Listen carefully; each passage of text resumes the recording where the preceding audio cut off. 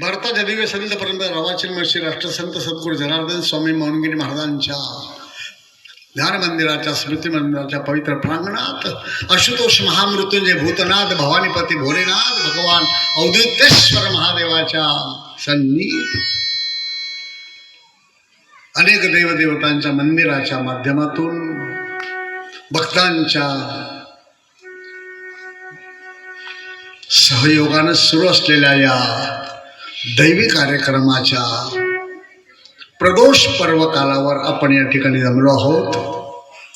आजच्या कार्यक्रमाचे शुभप्रेरक त्याचबरोबर या गावातील सर्व प्रतिष्ठित व्यक्ती, ज्येष्ठ श्रेष्ठ वरिष्ठ दानशूर व्यक्ती, उगले नानासाहेब ज्यांचा माध्यमातून महाप्रसादाची सोय, लाईट मंडप, छान सुंदर रांगोळ्या आणि सोन्याला सुगंध असा सत्संगाला भजनाचा साज चढवणारी ही गुणवंत मंडळी खूप छान. या सगळ्यांकडे पाहिल्यावर एक परमार्थिक प्रमेयाचा उद्घोष करावासा वाटला. मज हृदयी सद्गुरू तळणे तरलो हा संसार करू, म्हणून विशेष अत्यादरू विवेकावरी. ब्रह्मविद्येच्या पर्यंकावर पोहोचलेल्या प्रतिभेचे प्राणेश्वर माऊली ज्ञानेश्वर आपल्या भावार्थ दीपिकेमधून ज्ञानेश्वरी सांगता सांगता जिथं जिथं गुरु महिमा येईल तिथं कडेलोट करून टाकलाय सद्गुरूंच्या स्तुतीसाठी, सद्गुरूंच्या गौरवासाठी. त्यातली ही एक ओवी आहे, मज हृदयी सद्गुरू. माऊली म्हणतात माझ्या हृदयात सद्गुरू आहे. काय पुरावा, काय घडलं त्यामुळे? जने तरलो हा संसार पुरू. अरे म्हणाले आम्हाला कसं कळणार तुझ्या हृदयात सद्गुरू आहे माऊली, तुमच्या हृदयात सद्गुरू आहे माऊली? तुम्ही संसार सागर पार करून गेला. पुरावा काय? म्हणून विशेष अत्यादरू. माझ्या जीवनात माऊली म्हणतात विशेष आदर आहे एका गोष्टीला.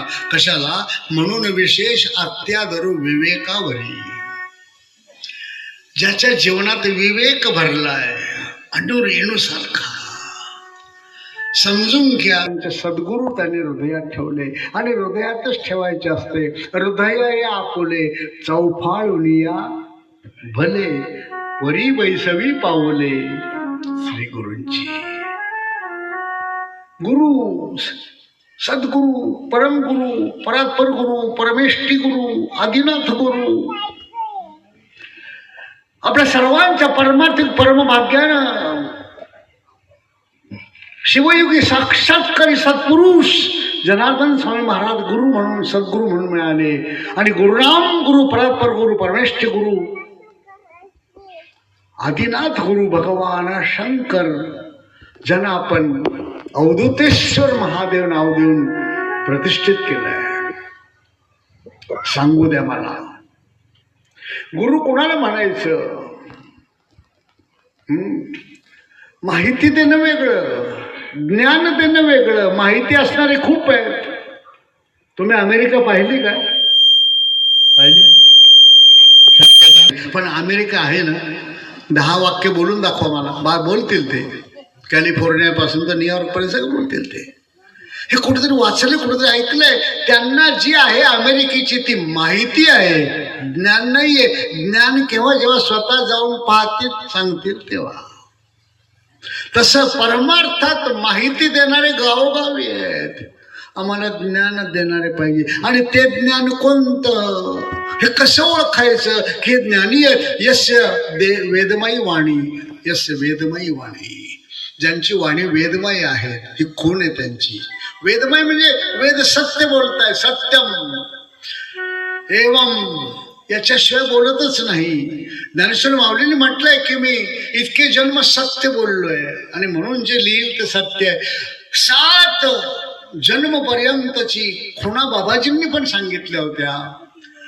आणि असा सत्याचा आचार विचार व्यवहार परमार्थात करणाऱ्यांना आता सत्य बोलायची गरज नसते, ते बोलतील ते सत्य होतं, ते सत्वचनी, ते जनार्दन स्वामी आहे. वेदमयी वाणी यस्य देवमय तनुः, त्यांचा देह देवमय आहे.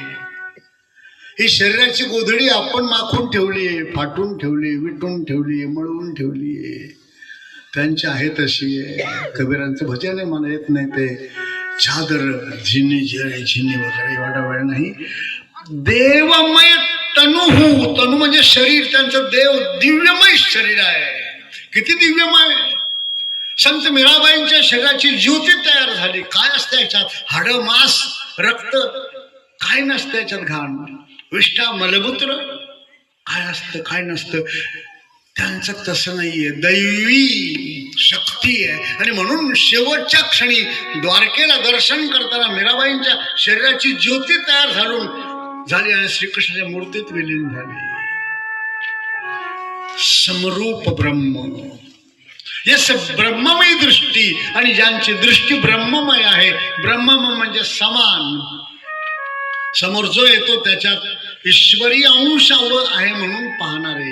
हा नावाचा, हा गावाचा, हा जातीचा, हा जवळचा, हा शत्रू, हा मित्र, हा पक्षाचा, हा शत्रुपक्ष व काही नाही. पाहतील ते ब्रह्मरूपानं पाहतील. औरंगाबादच्या आश्रमाचं काम चालू होतं आणि तिथे गुप्तान पेटीत चोरणारा एक भामटा घुसला. पेटी उचलून पळाली आणि असे 10-5 पोरांनी पाठलाग करून पकडला. बाबाजींसमोर उभा केला. जनार्दन स्वामींचा उन्हाळ्याचे दिवस होते. बाबाजी आणि पेटी उचलून पळवली, पैशाची गुप्तदान पेटी मंदिरातली. काय उभा पोकाड बाबाजी हात जोडले. बाबा असं ना करू रे, पहिले भंडार घरात जीव घाला. का चोरी केली त्यांनी विचारांना. 3 दिवसापासून पोटात अन्न नाही म्हणून त्यांनी केली पाहिजे. पोटभर जेवू द्या, तिकिटाचे पैसे द्या, रिक्षात किंवा बसमध्ये बसून काढून द्या गावातून. यश ब्रह्ममयी दृष्टी. भक्ताला, शिष्याला सेवा केल्यावर फळाचा प्रसाद देणाऱ्या जनार्दन स्वामींनी वंड्या बायलाला नांगर ओढताना दमलेला पाहून आपल्या जवळ बोलून कणकेचे गोळे खाऊ घालताना तोच भाव होता जो माणसाच्या ठाई आहे. जे जे दृष्टी दिसे ते ते हरी रूप. पूजा, ध्यान, जप नाहीत असा बाबाजींचा अधिकार होता. गुरु कुणाला म्हणावं? यस्य वेदमयी वाणी, यस्य देवमय तनु, यस्य ब्रह्ममय दृष्टी, स गुरु पातु मां सदा. असे गुरु आम्हाला मिळावे जे आपल्याला मिळाले आहेत आणि तेही शिवयोगी आहेत. लक्षात घ्या, त्यांचं मंदिर, स्मृती मंदिर बांधलंय आणि त्या मंदिरात शिवयोगी आणि भगवान शिवाला प्रिय असलेल्या प्रदोष पर्व कालावर तुम्ही उत्सव सुरू केलाय. लक्षात घ्या, हे सगळ्यांच्या नशिबात नाही. आणि त्या प्रदोषसाठी घर, दार, वावर, शिवार, दुकान, काम सोडून 5 पावलं का होईना गावाच्या बाहेर आलात तुम्ही. ही वारी आहे. 500 कोस जाणं काय, 5 पावलं देवासाठी, गुरुदेवांसाठी सोडून इकडे येणं, ही वारी आहे. आणि वारी कोणी करावी? वारी करतो तो वारकरी. वारी करतो तो, वारी चुकवतो तो वारकरी. वारी करतो तो वारकरी कबूल, पण जो वारी चुकवतो तो खरा वारकरी. वारी वारी जन्म मरणाची वारी चुकवतो तो वारकरी. जे संतांच्या वाऱ्याला उभे राहत नाही ते काय वाऱ्या करणार? मग नाथमाला चिडले, काय माय गेली होती भूतापाशी हरिण मुखास, ये मुखाशी अरे मुढा. तुला देव कळत नाही, गुरुदेव कळत नाही, तुला पर्वकाल कळत नाही, तुला उत्सव कळत नाही, कशाला जगलास रे? नाही तरी काय थोडी श्वान शुकर बापुडी, श्वान शुकर बापुडी, श्वान शुकर बापुडी. नाही तरी काय